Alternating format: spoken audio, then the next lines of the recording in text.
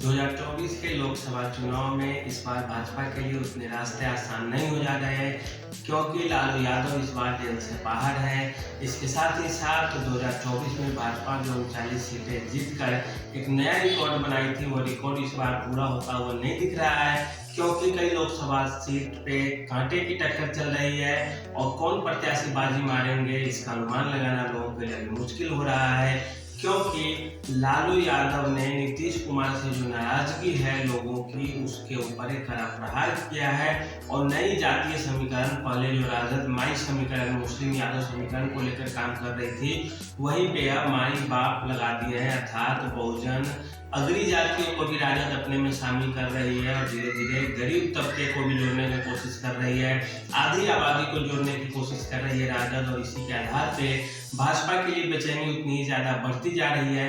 भाजपा को अब डर लगने लगा है कि कहीं राजद 2004 वाली ही परिणाम को न अपने में अपना ले या भाजपा को मुंह की खानी पड़ जाए, जैसे कि 2004 के चुनाव में हुआ था। बीजेपी ने साइनिंग इंडिया का जो नारा दिया था, लेकिन वो चल नहीं पाया और उल्टे लालू यादव 20 से ज्यादा सीटें जीत लिए थे, 24-25 सीटें जीत लिए थे और एनडीए के खाते में काफी कम संख्या में सीट गया था। इसी को आधार बनाकर एनडीए इस बार बहुत जोर की तैयारी करके चुनाव के मैदान में उतरना चाहती है, क्योंकि उसे इस बार बिहार से कम 30 से ऊपर सीट चाहिए ही चाहिए, क्योंकि देश के अन्य हिस्सों में यदि उसको खानी पूर्ति भी करनी पड़े तो भी उसे पीछे नहीं हटना पड़ेगा। इसी को आधार बनाकर काम किया जा रहा है।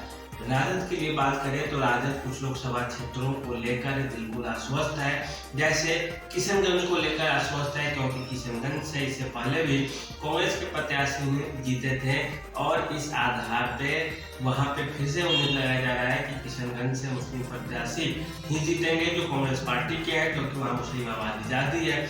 उसके अलावा कटिहार को लेकर भी स्थिति फंसती जा रही है, क्योंकि कटिहार में भी कांग्रेस का पलड़ा थोड़ा भारी दिख रहा है, क्योंकि राजद वहां पे भी जमीन पे जाकर काम कर रही है। अब ये सारी बातें कटिहार में राजद पे ही निर्भर करेगी कि क्या राजद अपने वोट बैंक को, जो कैडर वोट है राजद का, उसे ट्रांसफर करा पाती है कांग्रेस के खाते में या नहीं, इस पे मायने रखेगा।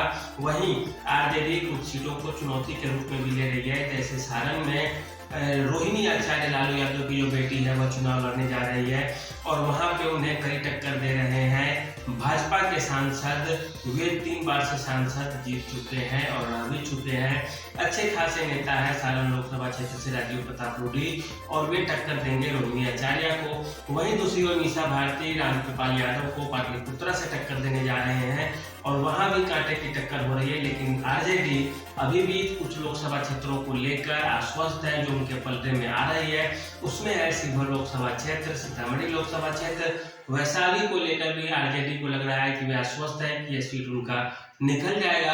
और इस तरह से कुल मिलाकर आप देखें तो भाजपा को सीधे 28 से 30 सीटों पे संतोष करना पड़ सकता है, जिसमें सभी पार्टियां मिली होंगी, नीतीश कुमार भी होंगे, भाजपा भी होगी और साथ साथ चिराग पासवान, उपेंद्र कुशवाहा, जीतन राम मांझी की पार्टी भी होगी उसके साथ। ऐसी स्थिति में भाजपा की नींद सचमुच में हराम हो जाएगी, उड़ जाएगी रातों रात, क्योंकि इस तरह की स्थिति यदि होती है तो भाजपा को बड़े नुकसान का सामना करना पड़ सकता है। हालांकि अभी भी टिकट बंटवारे को लेकर या पप्पू यादव, कन्हैया कुमार के नेतृत्व को लेकर जो राजद में और कांग्रेस गठबंधन में खींचतान चल रही है, उससे सीधे नुकसान होता हुआ दिख रहा है और इसका खामियाजा जो है चुनाव में भुगतना पड़ सकता है। लेकिन स्थिति कहां तक जाएगी इसे पहले ही कहना आसान नहीं होता है। लेकिन यह जरूर है कि भाजपा जिस तरह से 2019 में आश्वस्त थी बिहार को लेकर, 14 में आश्वस्त थी, उस तरह की स्थिति 2024 में नहीं होने वाली है, क्योंकि जमीन पर उतर के आपको मेहनत करने होंगे सभी पार्टियों को। अन्यथा एंटी इनकम्बेंसी भी कोई एक चीज होती है, क्योंकि बिहार में राम मंदिर का मुद्दा उतना बड़ा मुद्दा नहीं बनने जा रहा है जितना कि उत्तर प्रदेश, मध्य प्रदेश, उत्तराखंड जैसे राज्यों में है। इसीलिए बिहार के लिए एक अलग रणनीति के तहत काम करना होगा। हाँ, यह जरूर है कॉमन सिविल कोड, अनुच्छेद 370 जैसे मुद्दे थोड़े बहुत काम करेंगे, लेकिन बिहार में जाति की राजनीति ज्यादा जोर पकड़ेगी और धर्म की जो राजनीति है वह थोड़ी पीछे रह जाएगी। ऐसी स्थिति में जो प्रत्याशी है, भाजपा भी पहले से चौकन्ना हो चुकी है, क्योंकि सांसद रमा देवी और अश्विनी चौबे जैसे सांसदों का टिकट कट चुका है और ऐसा इसलिए हुआ क्योंकि सीट शेयरिंग का मामला फंस गया। जदयू के कोटे में शिवहर की सीट चली गई। अश्विनी चौबे की जगह किसी अन्य को उतारा जाएगा मैदान में, और वहीं पे ज्यादातर जो जीते हुए सांसद थे उन्हीं पे भाग्य आजमा रही है पार्टी। बात कहाँ पहुंचेगी यह तो जून महीने में जाकर पता चलेगा, जब वोटों की गिनती हो जाएगी। लेकिन उससे पहले भी यदि लड़ाई मजबूत हुई, कांटे की टक्कर हुई, तो सभी के जो हाथ होंगे वो दिलों पे ही होंगे कि कौन बाजी मार लेगा, कौन पीछे रह जाएगा, किस पार्टी को कितनी सीटें आएंगी, यह कहना काफ़ी मुश्किल हो जाएगा। लेकिन लड़ाई 2019 वाली नहीं होने जा रही है, क्योंकि राजद कांग्रेस भी मजबूती से लड़ने जा रही बिहार में चुनाव। हाँ, नीतीश कुमार और भाजपा का जो गठबंधन है चिराग पासवान के साथ, वो मजबूत जरूर है और सब पे भारी जरूर है, लेकिन परिणाम तक पहुंचाने में कितना कारगर होगा यह तो समय बताएगा। आज के लिए इतना ही, धन्यवाद।